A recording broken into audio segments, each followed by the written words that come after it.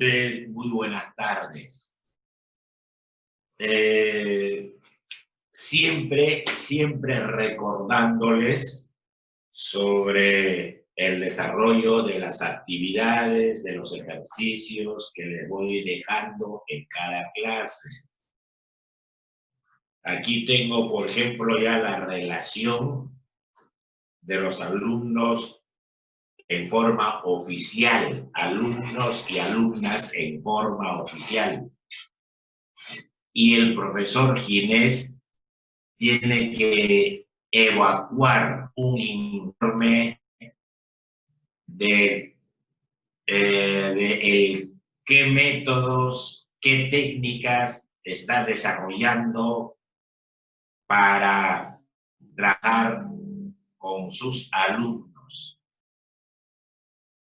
Y tenemos que enviar la relación de los alumnos que no cumplen con sus actividades para que tenga conocimiento la dirección y al mismo tiempo los padres de familia.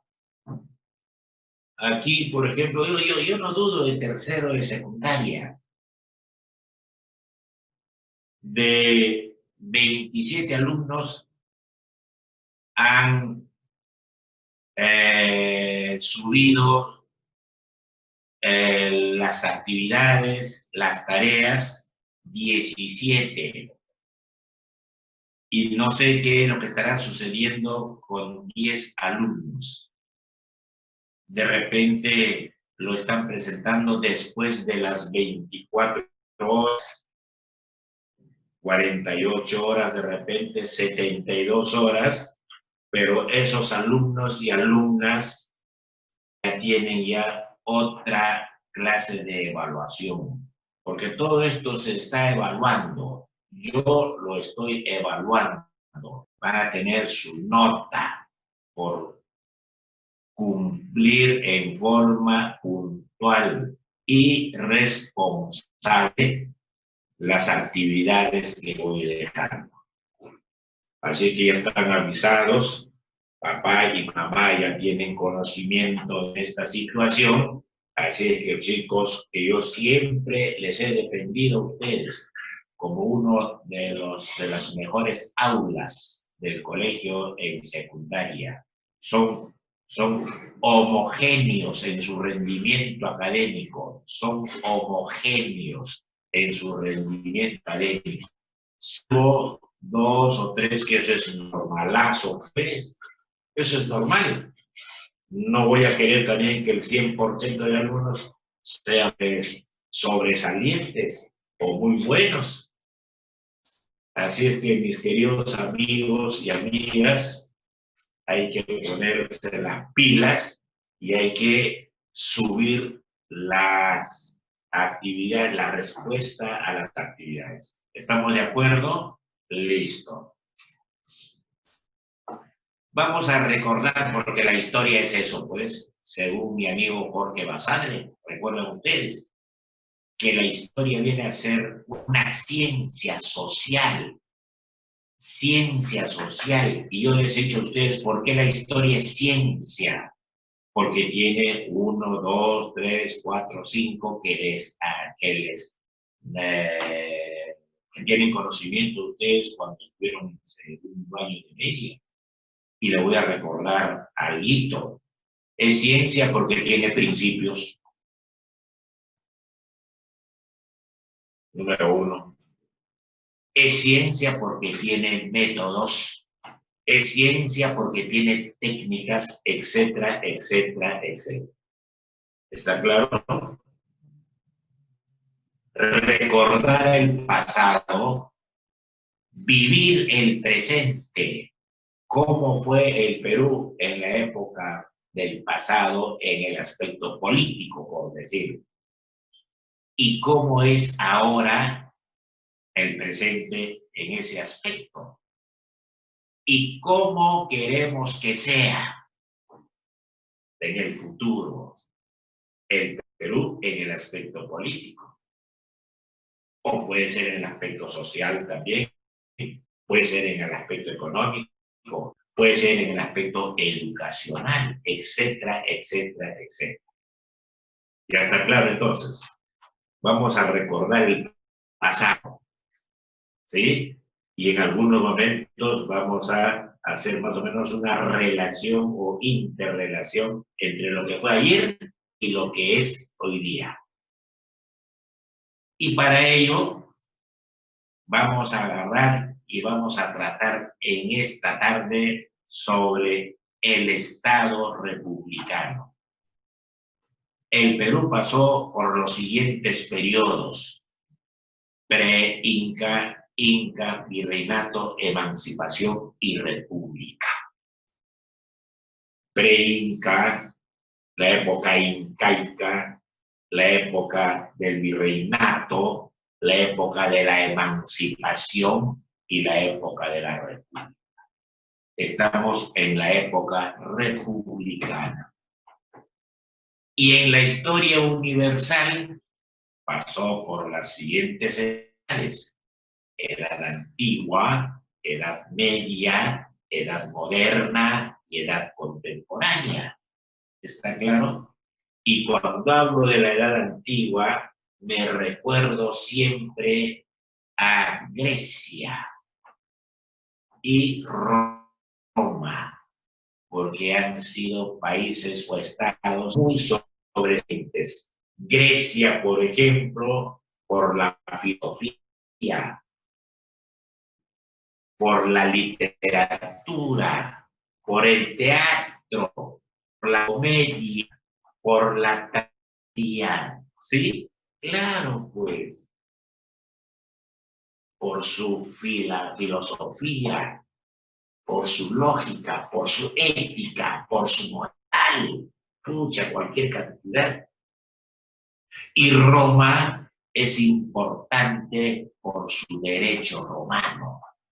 Y yo ya les he dicho, aquellos alumnos que tienen vocación para estudiar derecho, lo primero que tienen que hacer en la universidad, el catedrático, lo que tiene que hacer es enseñarles el ABC del derecho romano, porque esa es la base fundamental del edificio, lo más importante del edificio.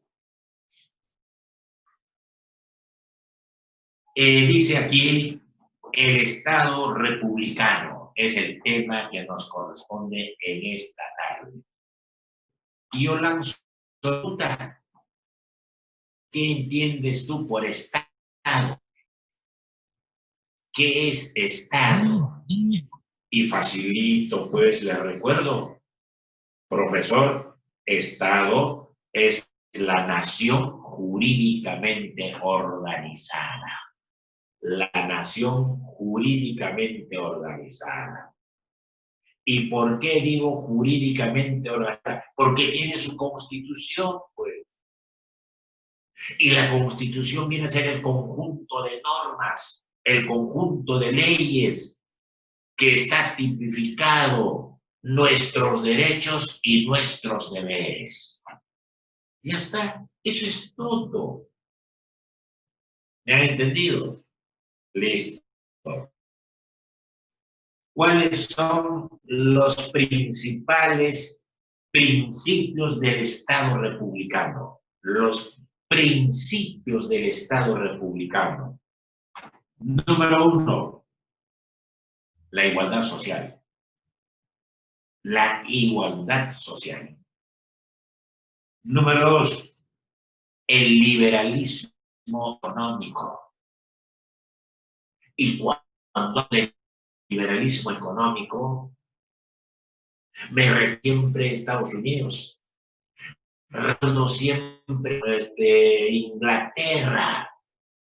¿Se acuerdan ustedes la invasión de Estados Unidos por los ingleses? Y por invadir los ingleses, por la religión. ¿Se acuerdan ustedes que no querían aceptar la religión anglicana? Y muchos ingleses fueron perseguidos por no querer aceptar la religión anglicana y tuvieron que salir cruzando el Atlántico rumbo hacia dónde, a Estados Unidos. Y llegando a Estados Unidos, ¿qué hicieron? ¿Acaso no empezaron a colonizar?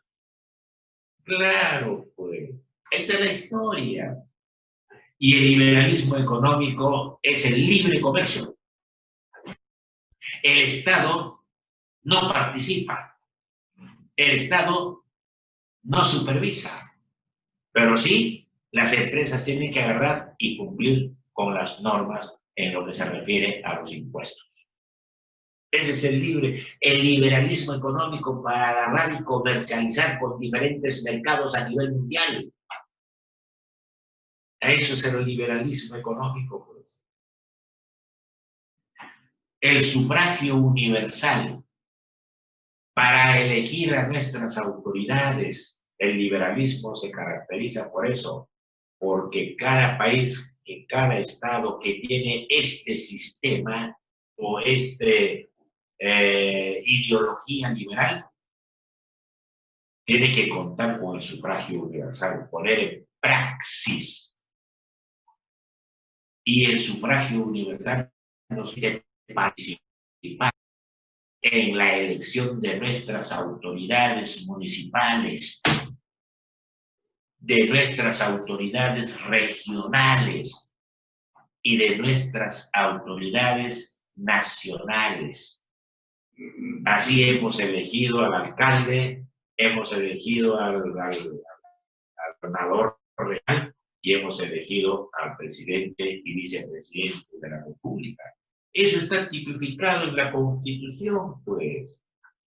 Eso es el sistema, el liberalismo político. Mientras que esta cuestión de la globalización ya es el resultado del liberalismo económico. Estoy hablando claro. Iseki, estoy hablando claro. Villanueva, estoy hablando claro. Akemi, estoy hablando claro. Por supuesto, Acevedo. Aquí tengo la relación de los alumnos y las alumnas. Ustedes como alumna de tercero secundaria tienen que culturizarse. Alimenten a la mente, no solamente el estómago. Hay que alimentar la mente también, pues, para que ustedes en algunas reuniones tengan que conversar, dialogar sobre temas que han aprendido en la vida y por la vida. La representativa, ¿quién representa a nombre del Perú cuando sale al extranjero? El presidente de la República, pues. Lo hace en nombre de todos los peruanos, de 32 millones de peruanos. Por eso le dice la democracia representativa. Nosotros estamos representados por el presidente, que es la autoridad de máxima jerarquía, por el presidente de la República. Y la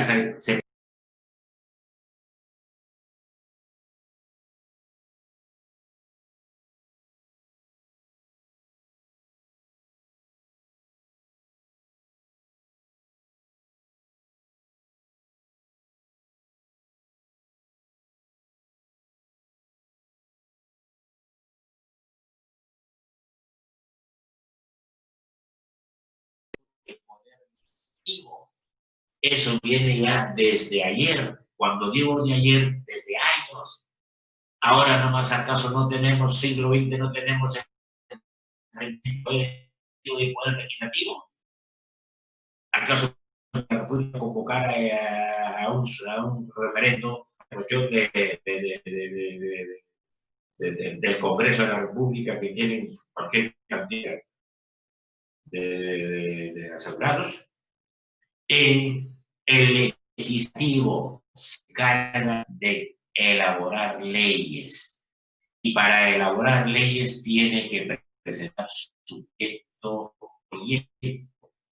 o iniciativa legislativa. El Ejecutivo encargado de aprobar ese proyecto y hacer que que funda a través del diario El Peruano.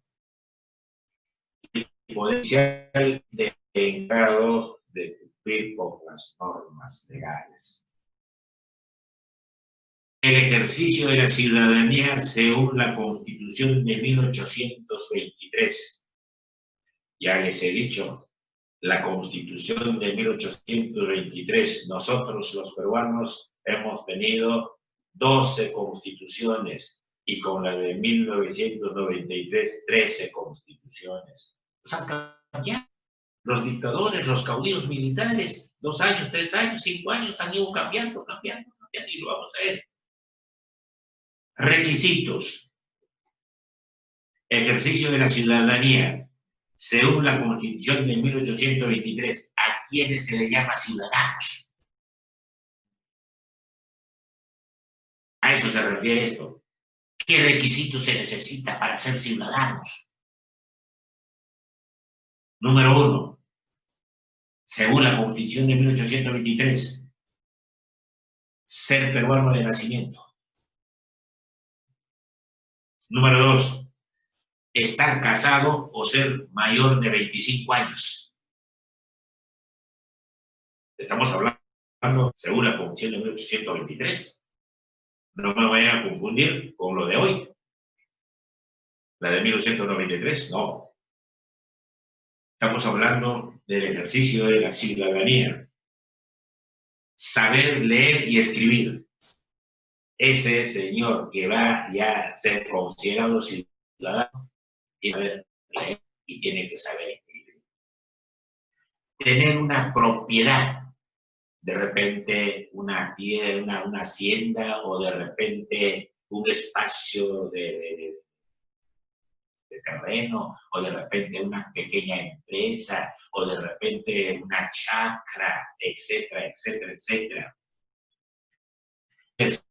Alguna profesión, ejercer alguna profesión, otro de los requisitos.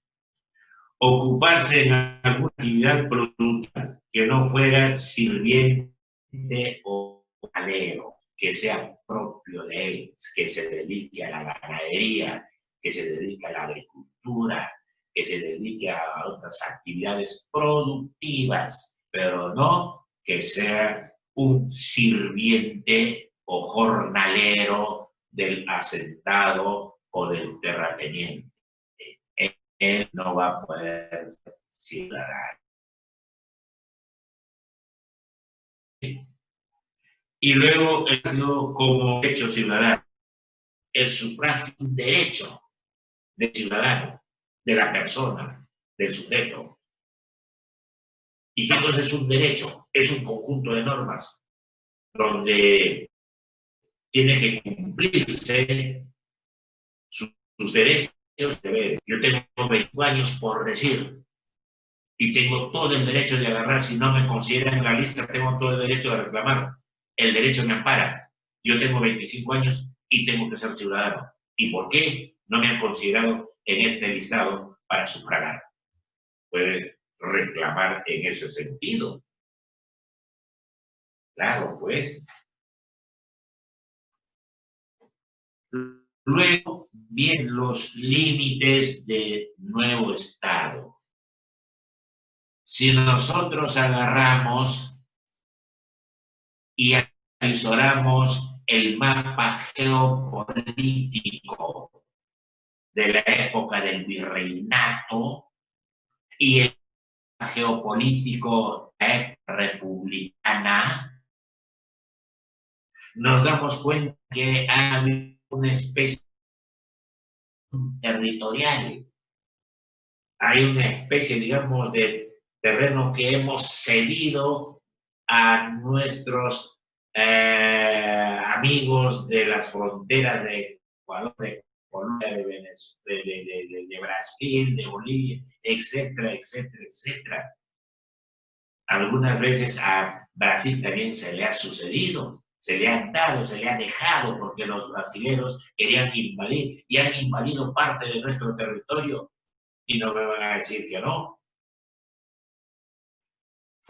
Fueron los principios que se dieron nuevo Estado, el principio del ut possidetis y el principio de la libre determinación de los pueblos. El principio del ut possidetis, las tierras que tienes hoy, seguirás manteniéndolo para siempre. El espacio geográfico que tienes hoy te corresponde ir manteniéndolo. Eso fue el principio del ut possidetis. Así como lo tenéis, seguirás poseéndolo. Así como lo poseéis, seguirás teniéndolo. Y el otro principio, la libre determinación de los pueblos. Libre determinación de los pueblos. Entonces, este principio. Un habitante de la región del Cusco, sin ninguna clase de oposición, puede viajar a Barranca. El principio de la libre determinación de los pueblos.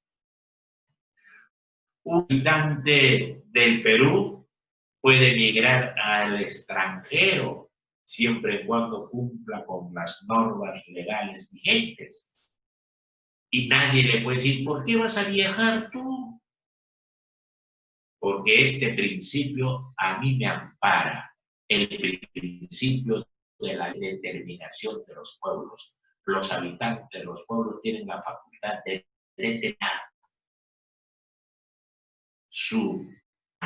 los proyectos que oran para su desarrollo. Las fronteras al inicio de la época republicana.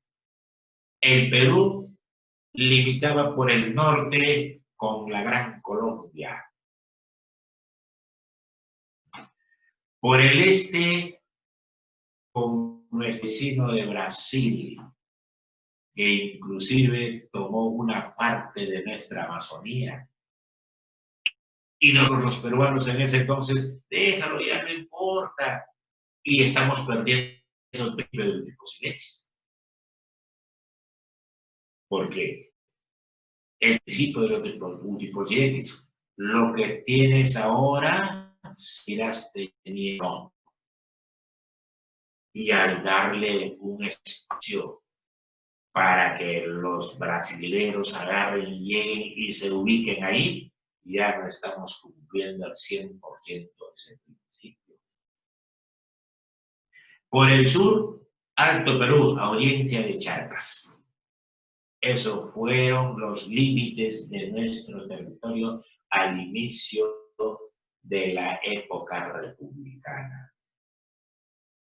Luego viene la formación de los estados latinoamericanos.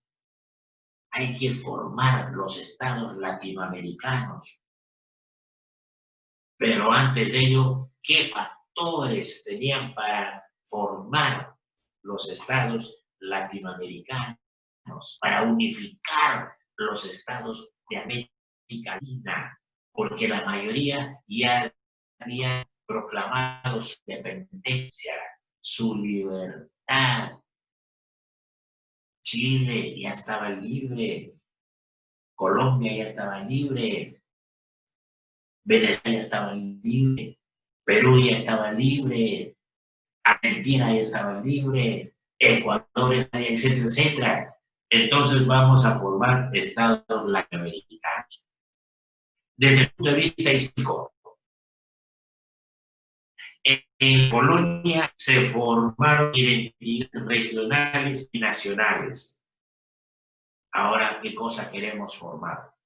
Identidades departamentales, identidades regionales, identidades provinciales, y cada uno de estos departamentos, de estas provincias, tienen sus costumbres y sus tradiciones.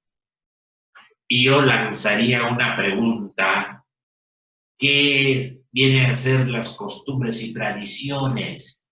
Defina usted qué entiende tu costumbre, cada pueblo, cada región, cada departamento tiene sus costumbres y sus tradiciones.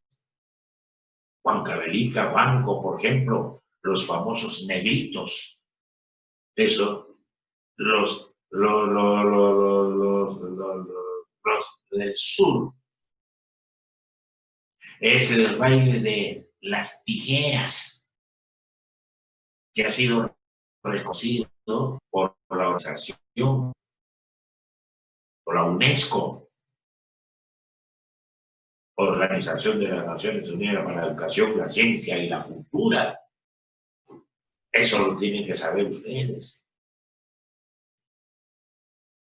Desde el punto geográfico, ya he hablado del punto de vista histórico, desde el punto de vista geográfico, las distancias entre los países eran enormes y las comunicaciones precarias.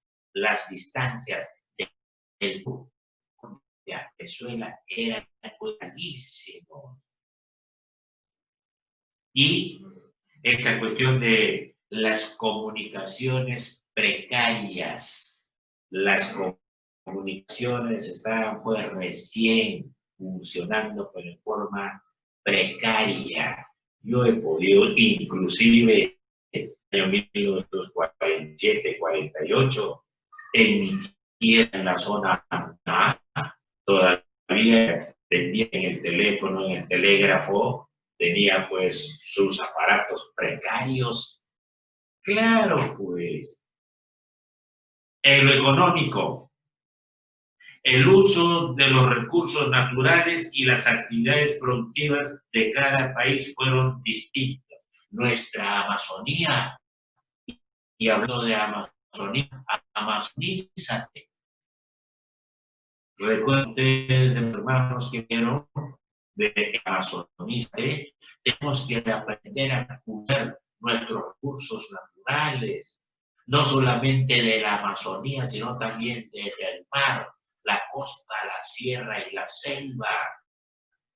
Y si hablamos, ya lo recuerdo, y si hablamos nosotros de las 8 regiones altitudinales, cada región altitudinal tiene sus costumbres, sus tradiciones, su flora, su fauna.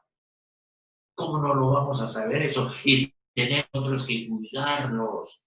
Cada país tiene su flora y su fauna. Chile tiene su flora y su fauna. Bolivia tiene su flora y su fauna y así sucesivamente. Y nosotros estamos en la obligación de agarrar y cuidarlos porque necesitamos mantenerlos eso para las futuras generaciones. Por supuesto, pues.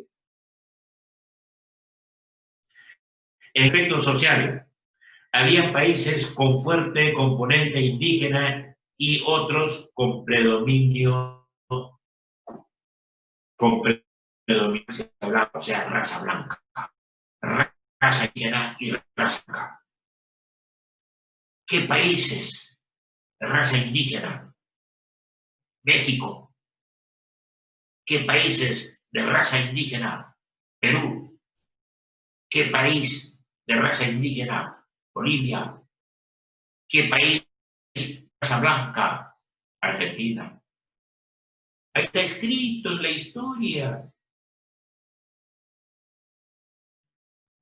México y el Perú fueron los países en la época del virreinato que mayor concentración de las fuerzas españolas fueron.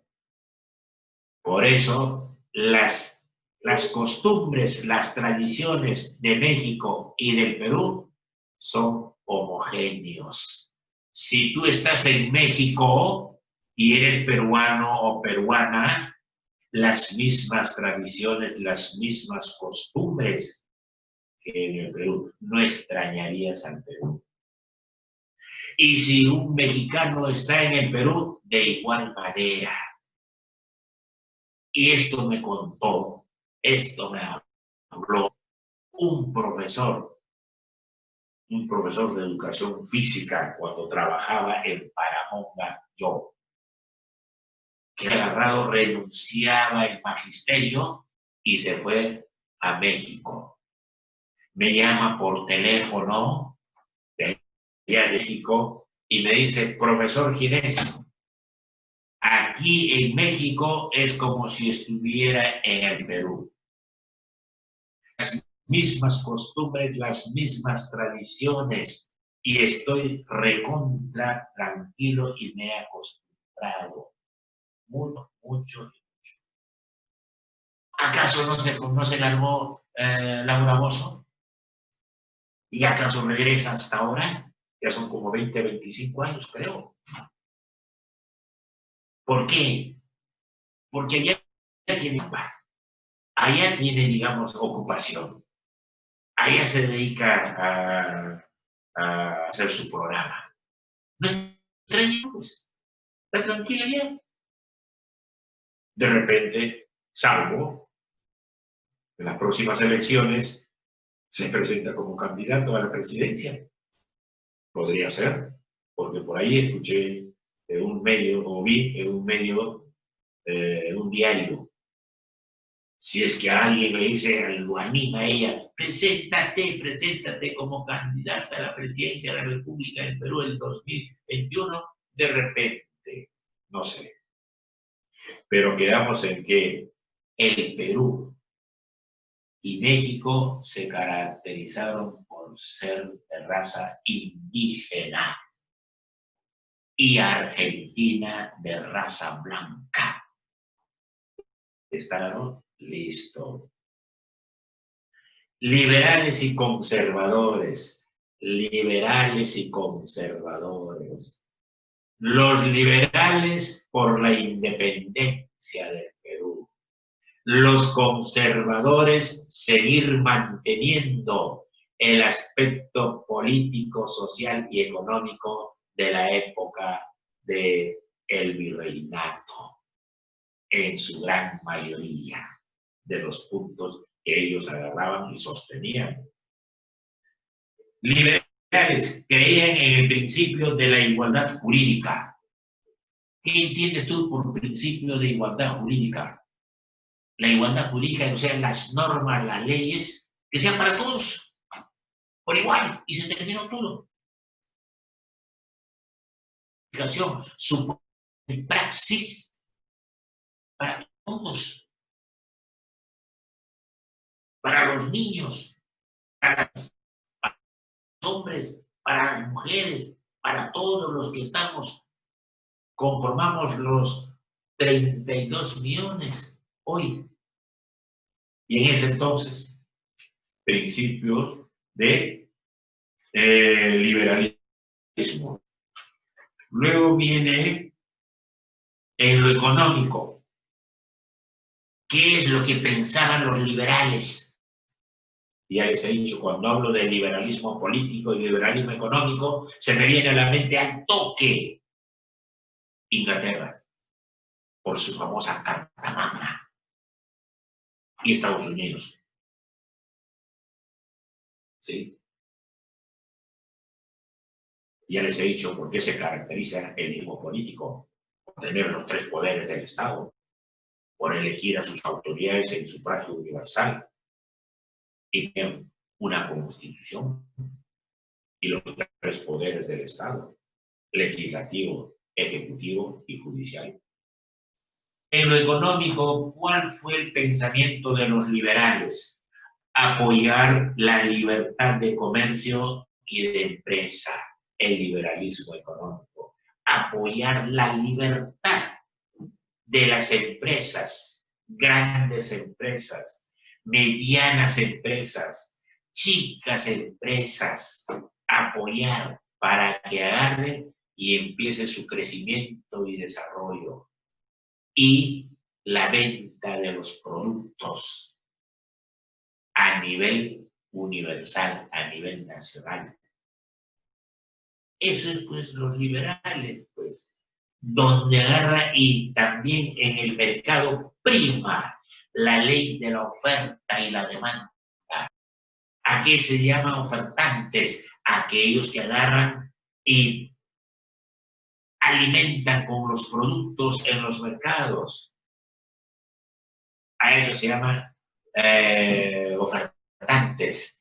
Y demandantes son aquellos que vamos a comprar al mercado.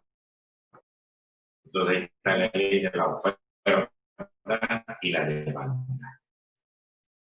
¿Sí?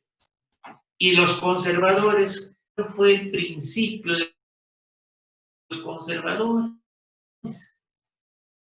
¿Por qué defendían ellos la organización política económica del virreinato? Hay que seguir conservando su mismo principio, lo están diciendo conservadores. Hay que seguir conservando lo que se dio en la época del virreinato, por haber alterado el orden y la tradición colonial. Por eso los liberales fueron criticados por haber alterado el orden y la tradición de la época de la colonia. Criticaban y en forma fuerte. Reorganizar durante la independencia el orden social y económico. Reorganizar durante la independencia el orden social y económico, como fue el orden social y económico durante la independencia. ¿Sí? La igualdad social, el orden económico, el liberalismo. Buscaban el privilegio de la Iglesia católica como reguladora de la vida social. En cambio, los liberales nada que ver con la Iglesia. Hay que ponerles obstáculos, problemas a la Iglesia católica para que se establezca en un país, en una nación, en un estado. En cambio, los conservadores no. Los conservadores buscaban el privilegio de la Iglesia católica, privilegiar la Iglesia católica como reguladora de la vida social. O sea, era el trabajo, la chamba que se había asignado en la época de la colonia. Y los conservadores procedían de la aristocracia, de la clase social aristócratas. O sea, ellos fueron los que conformaron los conservadores de la alta clase social, la aristocracia. Los conservadores procedían de la aristocracia, es decir, de la alta clase social. O sea, seguir manteniendo lo que se había dado en la época del virreinato, en lo social, en lo político, en lo económico, en lo cultural, en lo religioso, etcétera, etcétera. Muy diferente a los liberales.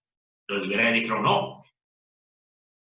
Centralismo y federalismo. Centralismo. ¿En qué consiste? Crear gobiernos con un ejecutivo fuerte y control administrativos provinciales, gobiernos centralistas. Por ejemplo, antes de la regionalización de nuestro país, estuvimos en un estado centralista. Lima, capital del Perú, funcionaba ahí todas los momentos, digamos, o funcionaban todos los aspectos, en lo político, en lo social, en lo económico, en lo cultural, en lo científico, en lo tecnológico. Todo era Lima, pues. Les voy a poner un ejemplo nada más para que agarren y se den cuenta ustedes. Lima, el Ministerio de Educación que estaba en el campo, en el parque universitario de 20 pisos, para realizar gestiones para elegir tu apellido o tu nombre que estaba mal escrito, tenías que ir al Ministerio de Educación, donde te encontrabas en el centro del sur. Recién allí te hacían la rectificación de tus nombres.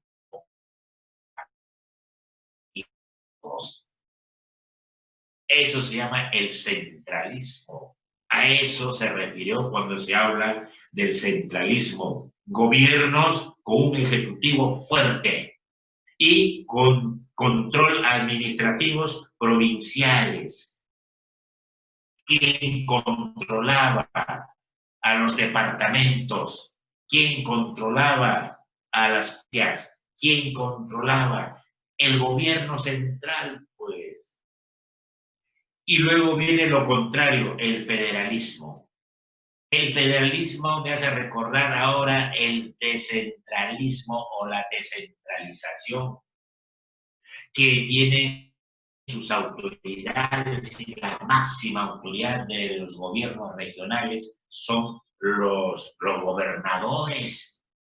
Tenemos nosotros 24 regiones. Tenemos nosotros 24, Lima también es una región de Lima metropolitana. Entonces hay una descentralización. Entonces dice aquí, aseguraba la autonomía de los gobiernos provinciales. Aseguraba la autonomía de los gobiernos provinciales. Tienen que estar asegurados los gobiernos provinciales. Hoy lo que se denomina los gobiernos regionales. Cada gobierno regional goza de una autonomía para manejar su presupuesto, por ejemplo. Hay algunos gobiernos regionales que hacer trabajos de administración pública, tienen que ser trabajos de supervisión, de monitoreo de los trabajos, proyectos de desarrollo. A eso se refiere el centralismo, Lima centralista, y federalismo, la descentralización. Que Lima ya no sea el centro de todos los aspectos políticos, social, económico, educativo, religioso, ya no. Hay que darle esa facultad a los gobiernos regionales. Por eso se llama la regionalización y ayer se denominaba el federalismo. ¿Está claro?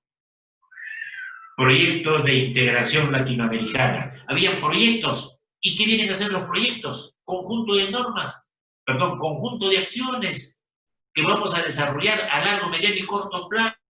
Eso vienen a ser los proyectos, pues. Y cuando se habla de proyectos de integración latinoamericana, hay que integrar los países de América Latina para que tengan fortaleza, para que no invadan los países europeos y pierdan su libertad, su independencia. Tenemos que agarrar y organizarnos para integrarnos en los países de América Latina. Este proyecto de integración latinoamericana fracasó, no funcionó, no se dio. ¿Por qué? Por las disputas limítrofes que se presentarían, disputas de límites entre un país A y un país B, y no va a funcionar eso. Y por las competencias de los recursos,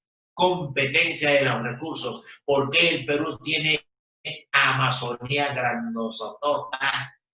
¿Y por qué Bolivia tiene una Amazonía pequeña? Y así sucesivamente. Y cuando hablo de Amazonía, se me viene a la mente el Amazonízate, y se me viene a la mente al mismo tiempo los chicos, los hermanos que están estudiando, estuvieron en el colegio desde las 8 de la mañana hasta las 3, 4 de la tarde, ¿recuerdan ustedes? Y tenemos que amazonizarnos. ¿Por qué? Porque el Perú está viviendo con suero y oxígeno. El Perú está viviendo con suero y oxígeno. Entonces lo que tenemos que hacer es cuidarlo, mantenerlos, todos nuestros recursos naturales, nuestra biodiversidad para las futuras generaciones. No hay que ser egoístas, por favor. Hay que mantener el orden, hay que mantener los recursos naturales, hay que mantener las materias materias primas, utilizarlo, por supuesto, pero sin digamos, sin agarrar y decir esto también, esto también, esto también, como una visión. No, tiene que ser en forma racional. Por ejemplo, ¿quiénes fueron los países que se oponían a la integración latinoamericana? ¿Qué países se opusieron a la integración de los países latinoamericanos? 2 países, Argentina y Chile. Dijeron no, no nos conviene. ¿Por qué? Porque van a agarrar nuestros recursos naturales y se van a aprovechar. Van a agarrar y los países se van a unir y van a ir contra nosotros. Así que no estamos de acuerdo con estos países que quieren una integración en América Latina. Chile y Argentina dijeron no, por eso fracasa este proyecto. Muy bien, ya estamos en la hora. Tan solamente una tarea, una preguntita en esta tarea. Analice las posturas del pensamiento liberal y conservador. Analice las posturas del pensamiento liberal y conservador. Es decir, cuál fue el principio ideológico de los liberales y cuál los principios ideológicos de los conservadores. Y a las finales, cómo resolvieron el problema. En la actualidad, ¿habrán liberales y habrán conservadores? La respuesta lo tienen ustedes. ¿Me han escuchado? Muchas gracias y chao.